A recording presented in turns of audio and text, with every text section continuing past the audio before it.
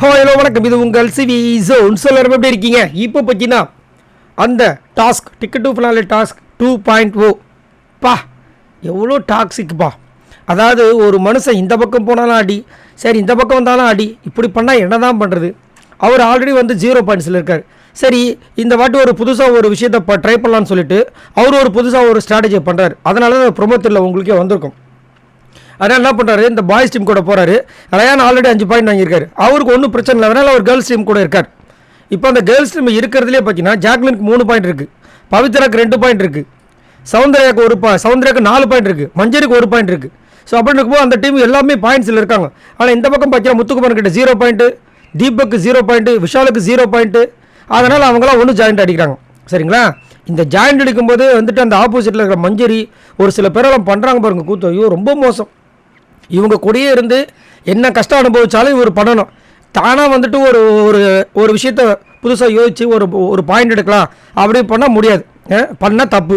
சரி, இங்கே என்ன நடக்குதுன்னா இந்த 5 பேர் பாய்ஸ் டீம் அப்படியே சேர்ந்து முத்துக்குமரன் கூட இருக்க அலைன்ஸ் பண்ண எல்லா டீமும் என்ன பண்ணுறாங்க, அந்த டீமை வந்து சாய்க்கிறாங்க. அதுக்கப்புறம் என்ன பிளான் பண்ணுறாங்கன்னா எல்லாருமே இண்டிவிஜுவல் கேம் விளாட்லாம் அப்படின்ற ஒரு விஷயத்த பண்ணுறாங்க. அந்த சுத்தியில் எடுக்கக்கூடாதுன்றதையும் பிளான் பண்ணிக்கிறாங்க.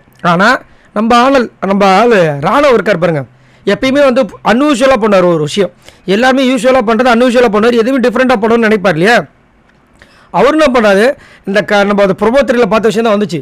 ஓடுறாரு இவர் ஸ்ட்ரெயிட்டாக இந்த பக்கம் வந்துட்டு அந்த சுத்தியில் எடுத்து அருண்களை கொடுத்துட்டு நீ அப்படின்றாரு. அருண்களை பார்த்தா இவரோட முத்துக்குமரோட ஃபோட்டோ நல்ல கிளியராக தெரியுது. தீபக்கும் பார்க்குறாரு, தீபக்கும் அதை பிடிக்கிறாரு. ஆனால் தீபக் விடுறாரு. பரவாயில்ல நீ அடிச்சுக்கன்ற மாதிரி. ஏன்னா தெரியும், எல்லாமே தெரியும். முத்துக்குமரனோட ஒரே ஒரு பெரிய வீக்னஸ் என்னென்னா நம்புறது. தேவையில்லாத நம்பி இவர் வந்து இவரோட கேமை வந்து ஸ்பாயில் பண்ணிக்கிறான்றதான் இங்கே நல்லா தெரியுது. தேவையில்லாமல் நம்பி எல்லாருக்கிட்டே அடி வாங்கினே இருக்கார். இப்போ வந்து இந்த மாதிரி ஆயிடுச்சு. உடனே பெல் அடிச்சிட்டாங்க, முத்துக்குமரன் காலி. உடனே அங்கே இருக்க கேர்ள்ஸில் எல்லாருமே அதுவும் மஞ்சரிலாம் அப்பா எவ்வளோ வன்மங்கள் பாருங்களேன். ஏன் நீங்கள் வந்துட்டு உங்கள் டைமுக்குள்ளே இருந்தால் சந்தோஷமாக இருப்பீங்க. இதே காலையிலேருந்து ரயான் வந்து உங்களுடைய ஃபோட்டோ எடுத்துகிட்டு போனார்ல, அப்போ எப்படி இருந்துச்சு? ஏன் இதே விஷயத்தை நீங்கள் ரயான்கில் பண்ண முடியுமா? ஏன்னா உங்களுக்கு அந்த அளவுக்கு ஸ்பேஸ் அவர் கொடுத்ததுனால நீங்கள் வந்து அது மாதிரி கிண்டல் பண்ணுறீங்க, எல்லாம் பண்ணுறீங்க. இதே ரயானை கிண்டல் பண்ணி ரயானை இது மாதிரிக்கு பண்ணியிருக்க முடியுமா? போடி வாடின்னு சொல்லுவார். இதே இவர் சொல்லியிருக்காரா? இதுதான் ஒன்றும் சொல்கிறதுக்கு இல்லை. எப்படியோ திரும்பவும் முதுகில் வந்து குத்தி அப்பிச்சு விட்டாங்க. இதில் என்ன தப்பு இருக்குன்னு கேட்குற ராணுவம். சூப்பரில். சரி, இதை பற்றி என்ன நினைக்கிறீங்கிறத மறக்காமல் கமெண்ட்ஸ் பண்ணுங்கள். பாய் நண்பர்களே.